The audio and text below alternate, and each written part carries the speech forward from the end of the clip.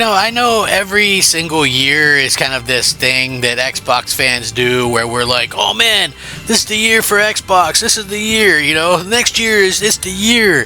I personally have been saying, that it's the year for Xbox for kind of a long time. And, it's sort of unfortunate that we haven't really had that like moment yet, as Xbox fans. We kind of look at what's going on. We kind of go, okay, well, what's Xbox doing? When is it really going to be Xbox's time? I honestly thought that this would have been the year. Originally, when they started buying a lot of developers and things in 2017, 2018, just doing the math and figuring out what these studios were doing previously and how long it would take to come out with new games. And then, of course, there was a fodemic and things like that happened. And that really hampered development and things like that. So you knew it was going to take a little bit longer to kind of get things done. And so I originally then had changed and I said, well, you know what, probably 2023, 2024 at the latest. And then it turns out that, that wasn't really accurate. For whatever reason, Microsoft just wasn't able to kind of get,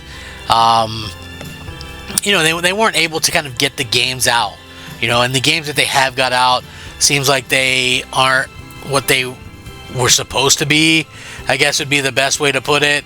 They end up being games that aren't finished, or they don't have the 60 frames patch, or they stuff like what we're witnessing right now with Flight Simulator, right? Like, these are the big problems.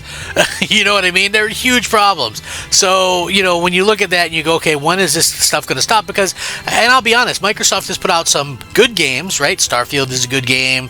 I think probably you can look at Hellblade 2 as a good game, but these aren't the huge, massive games that a lot of us were kind of envisioning at the point of the announcements and things like that. It's just like we get these games and hey, cool, but where is the really like banger that is like changing the industry, that's really going to kind of make sure that everybody is hooked up and interested and really excited about the Xbox platform? Like, that's the thing that we haven't really seen yet, and maybe we're finally going to get it. Maybe next year will be the year if stuff like Fable and Avowed end up being what we hope they are. So that's the hope for me anyway. I know a lot of you probably are thinking the same type of thing as well, but I want to get into it. What's up, everybody? Crap Gamer with Crap Gamer Reviews with another video. Thank you so much for checking it out. Please like the video, share it out, subscribe,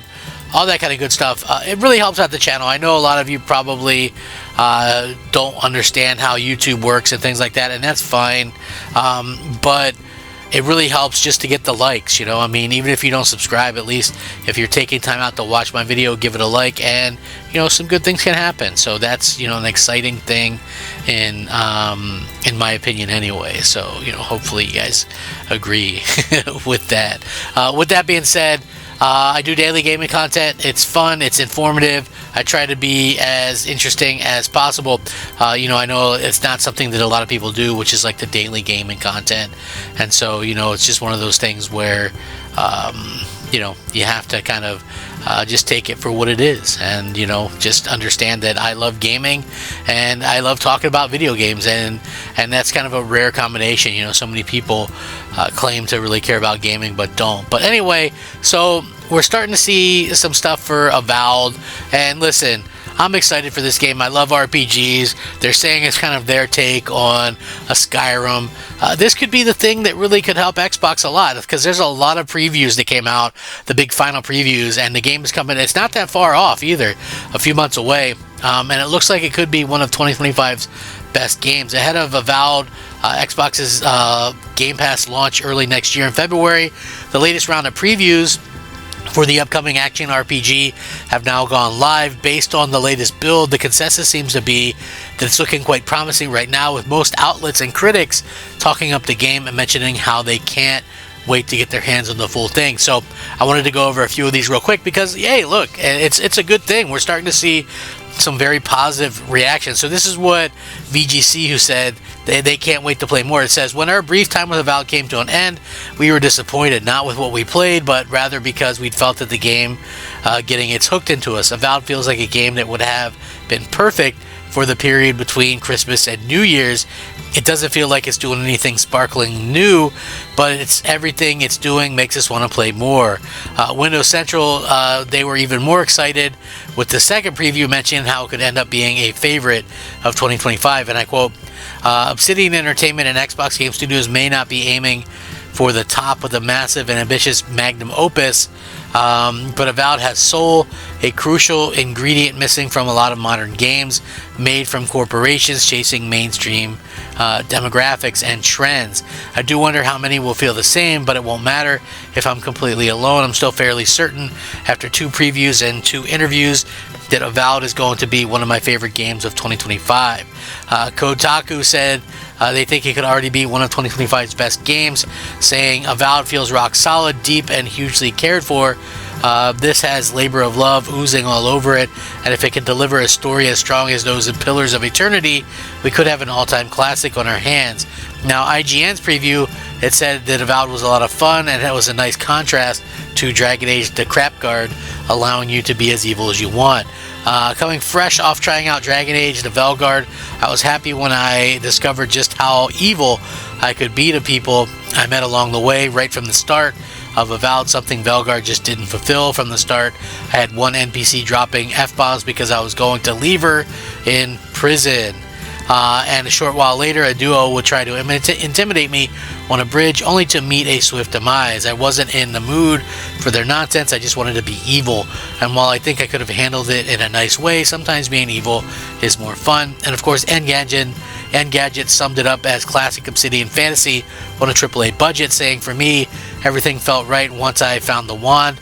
I closed out the preview with the bow in one loadout and the grimoire and wand in the others, and I was starting to feel like a real badass. So, again, previews don't necessarily mean that, you know, everything's going to be like fantastic or whatever, but seeing so many positive previews does certainly, you know, months beforehand, does go to show that, hey, things are looking up and things can be very much a great thing for everybody down the line. You know what I mean?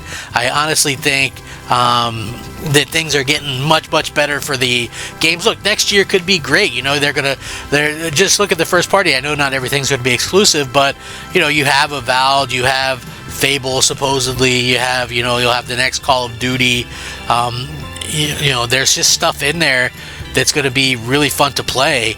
And, you know, obviously, you know, this year we're closing out with Indiana Jones. So you go into an Indiana Jones, Avowed, you know, a Fable, a Call of Duty, and it just looks like there's going to be, like, the promise is finally being fulfilled there.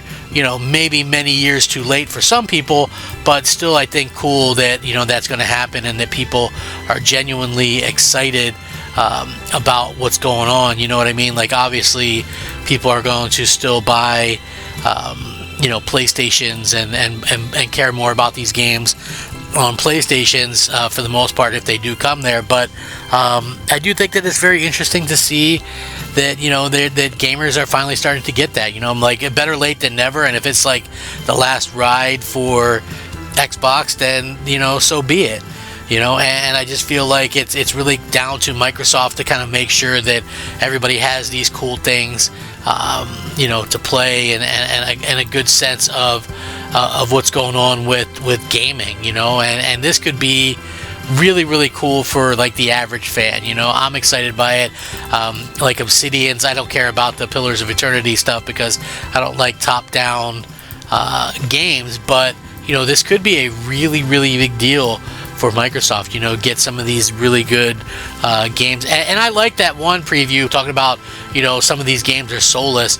Like, honestly, some Xbox games kind of seem soulless to me.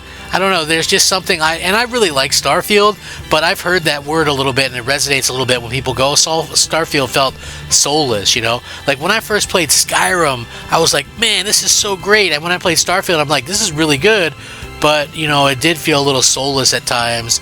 and a little generic. So, you know, again, maybe that'll be changing with the upcoming releases. I hope so. I hope that, you know, Microsoft makes these games as good as possible, and, you know, I'm excited for that. You know, I can't wait to see what happens. Now, let me know what you guys think about this. Are you excited about Avowed? Do you think it's going to be like the next big thing, or do you think it's not going to be? Sound off, rate, comment, subscribe. Thank you so much for watching. Rack 'em up, fact 'em up, Crap Gamer 'em up. I'll catch you next time. Crap Gamer out.